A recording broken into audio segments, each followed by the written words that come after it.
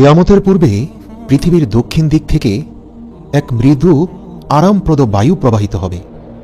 এই বায়ু প্রবাহের ফলে কাফের মুশরিকরা শান্তি পেলেও সকল ঈমানদারদের বুকে এবং বগলে মারাত্মক ব্যথা সৃষ্টি হবে। আল্লাহ রাসূল বলেন, যার ঈমান যত বেশি, যার ঈমান যত মজবুত, সে তত বেশি যন্ত্রণা পাবে। মানুষজন টিটকারি করবে, বিশেষ করে যারা কাফির মুশরিক, তারা বলবে, দেখো ঈমানের কারণেই যন্ত্রণা পাচ্ছ।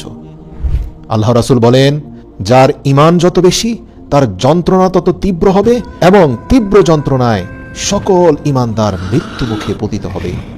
এই দৃশ্য দেখে কাফির মুশরিকরা হাসতে থাকবে, অথচ আল্লাহ তাআলা কিয়ামতের আযাব থেকে ঈমানদারদের রক্ষা করতে চাইবেন বলেই এই মৃদু বাতাসের সাথে পৃথিবী থেকে তাদেরকে উঠিয়ে নেবেন।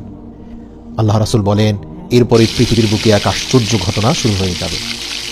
জীব জন্তু যারা কথা বলতে পারে না, এমনকি পাথরের টুকরো, জুতার ফিতা, আসবাবপত্র, এসব জিনিস মানুষের সাথে কথা বলবে।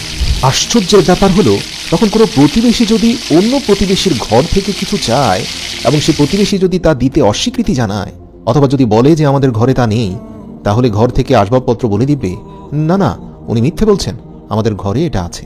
আল্লাহ রাসূল বলেন, গোপনীয়তা বলতে কিছুই থাকবে না।